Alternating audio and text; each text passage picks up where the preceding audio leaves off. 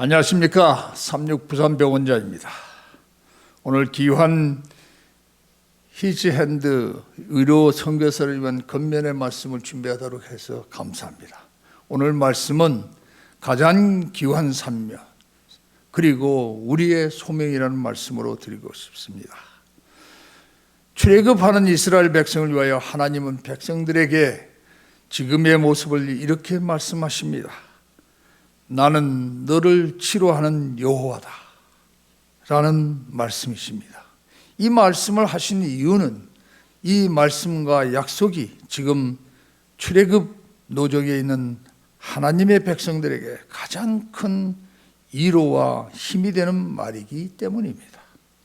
치료자 예수님은 그 이름을 담긴 약속처럼 광야의 삶에서 백성을 치료하고 돌아보시는 광야를 40년 동안 인도하셨습니다. 그리고 여전한 모습으로 현대의 광야에 살고 있는 지금의 우리에게는 동일한 하나님으로 함께하고 계십니다. 그리고 그 위대한 하나님의 약속처럼 우리의 손으로 부르심을 받은 선교사들에게 의로 선교인으로 살라고 말씀하고 계십니다. 그것은 우리에게 주신 하나님의 사명이며 우리가 하나님에게 드려야 하는 소명의 정신입니다. 우리의 약속을 선지자의 글을 통해서 읽어봅니다. 그리스도께서는 이 세상을 위한 위대하신 의로 선교사이십니다. 주님께서 우리 세상에 진리의 씨앗을 뿌리는 위대한 선교 사업을 당신의 협력할 지원자로 부르신다. 하나님의 일꾼들은 저들이 접근할 수 있는 모든 곳에서 진리의 기틀을 세워야 한다. 예수님의 공생의 사역의 대부분은 병자들을 위한 치료의 회복입니다. 고침을 받지 못하거나 혹은 도움의 손길을 전혀 받을 수 없는 이들을 위하여 주님은 찾아가서 위로하고 만지시고 치료해 주셨습니다. 그리고 그 능력을 당신의 제자들에게도 나누어 주셨습니다. 주님이 제자들에게 그렇게 하셨다는 것은 그 일들을 사람들에게 가장 필요하고 중요한 일이라고 말씀해 주시는 것입니다. 세상 선교지의 여건은 언제나 마음 아픈 모습을 보여줍니다. 불결한 환경, 열악한 영양, 치료받을 수 없는 의료시설입니다. 악순환을 거듭할 수밖에 없는 삼중 구조를 가지고 있습니다. 그러기에 선교사들은 복음이라는 위대한 사명의 회복과 치료라는 강력한 선교의 도구를 사용하라는 것입니다.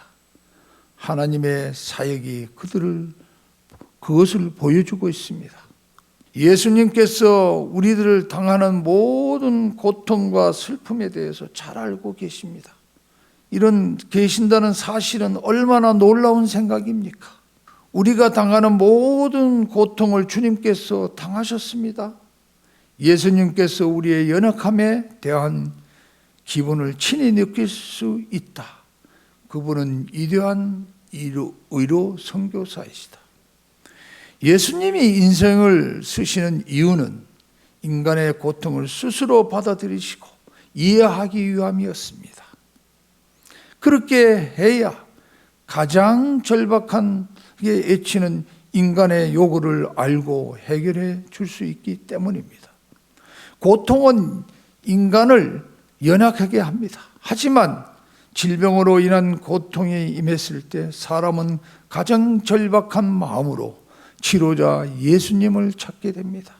그래서 죄로 인하여 이 땅에 임한 이 선교 세상을 위로하기 위하여 치료 사명을 가진 선교사를 부르고 있는 것입니다. 바로 여러분들입니다. His hand, 그분의 손이 되십시오.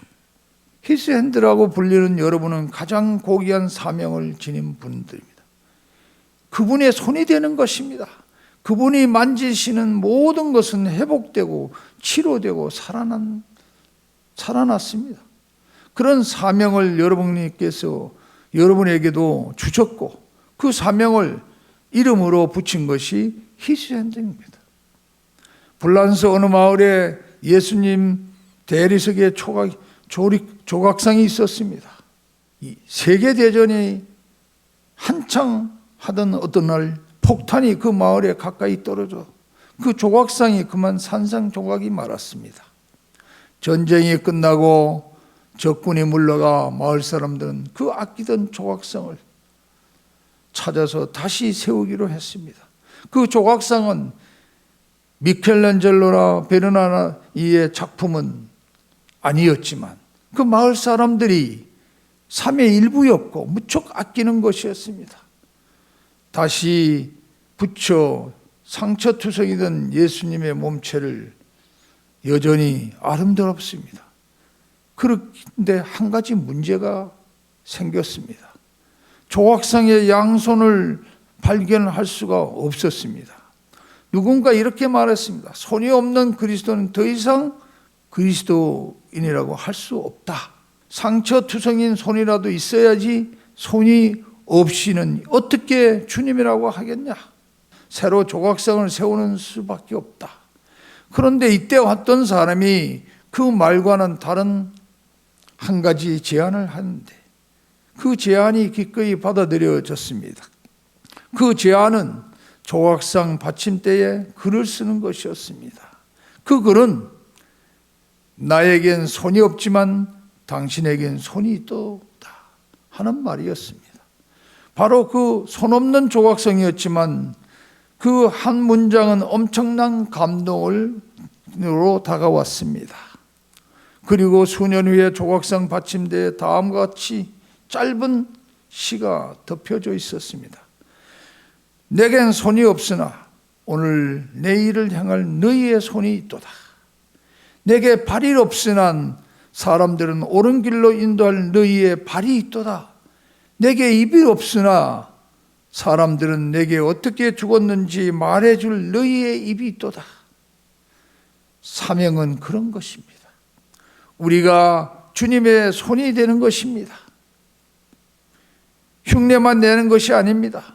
내 손에 그분의 손이 되어 그분이 만지신 손이 촉감을 되살라는 말씀입니다. 그리고 우리를 통하여 역사하고 기적을 베푸게 하는 것입니다. 그런 축복의 종들이 되십시오. 네버스다. 멈추지 마십시오. 오늘 제가 드리는 권면의 제목은 소명과 사명이라는 단어가 있습니다. 무슨 차이일까요? 소명은 부르심이고 사명은 보내심입니다. 소명이란 불을 목숨 명자를 써서 소명이라고 합니다. 곧 부름을 받은 목숨이라는 것입니다. 사명이란 심부름할 때 사자입니다. 목숨 명자를 써서 사명이랍니다. 곧 사명이란 심부름하는 목숨이란 뜻입니다. 사명과 소명은 불가분의 관계입니다. 부르신 분이 있습니다. 그리고 그분이 일을 맡기셨습니다. 그렇듯이 우리는 부르심을 받았고 일해야 일 명령을 받았습니다. 그런데 이 부름의 사명이 언제까지라는 말이 없습니다. 곧 그 말에는 우리의 부르심에는 당신의 생명의 값을 지불하고 그렇게 우리가 해야 할 사명에는 영원한 충성을 요구하는 것입니다.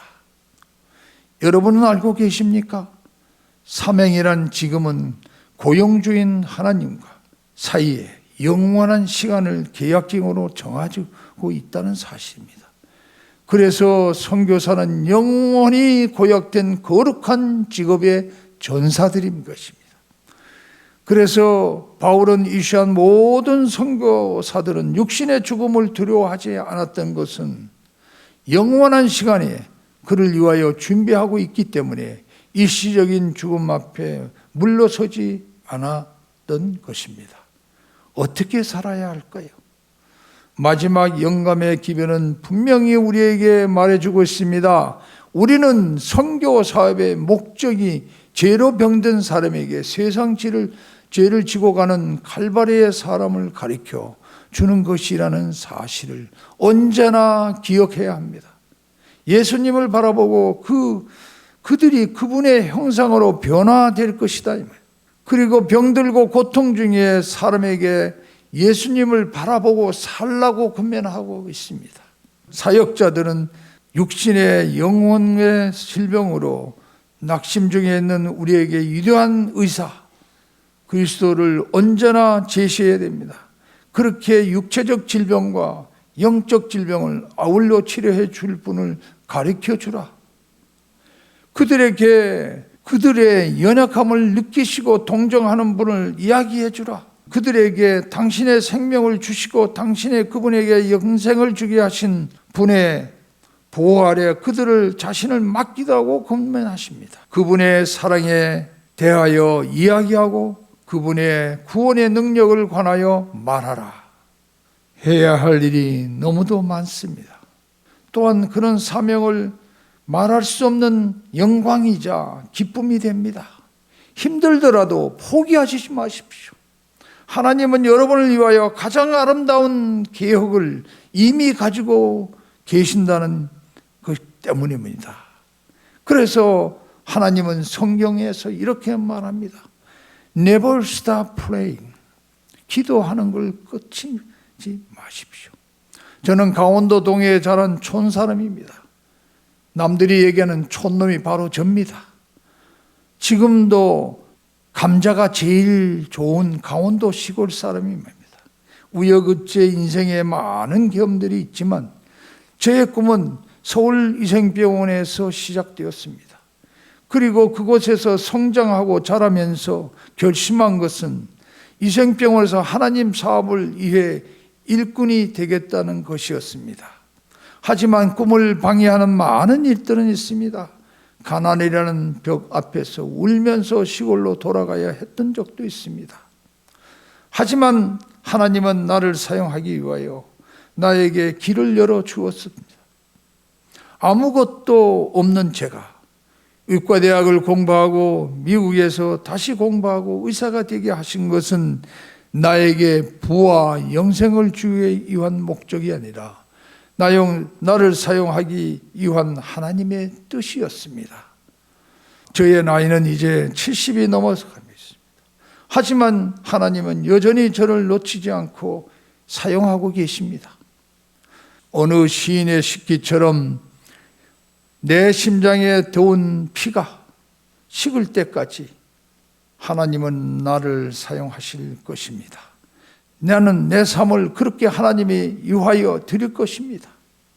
우리의 일은 주님이 쉬시라고 할 때까지입니다. 하지만 내가 70년을 살아온 주님은 단 한 번도 쉬라고 명령하지 않으십니다. 바울은 더 많이 더 넓은 지역으로 가라고 명령하신 분이 나에게도 하신 말씀이십니다. 명서봐, 너는 나에게 갈렙이 되라고 말씀하십니다. 저도 주님께 그렇게 말씀합니다. 하나님, 저에게도 산지를 보내주십시오. 60년 갈 길을 모르고 방황하는 청년 명섭을 부르던 너에게 맡기시겠다는 말씀을 산지로 주신 거라고 말씀하십니다. 사랑하는 선교사 여러분, 여러분은 우리를 부르신 주님의 음성을 잊지 마시기 바랍니다. 그분이 이제 곧 오십니다. 그때까지 후회 없는 전진 또 전진합시다. 고맙습니다. 감사합니다. 하늘에 계신 아버지 하나님, 오늘 이 선교사들에게 권면할 말씀을 드린 거 피착 안에 있지 않고 끝까지 일하는 하나님의 사람들이 되기를 축복의 기도를 드립니다. 하나님, 이들을 위해서 축복의 축복을 더하여 주시옵기를 예수 그리스도 이름으로 간절히 기도드립니다. 아멘.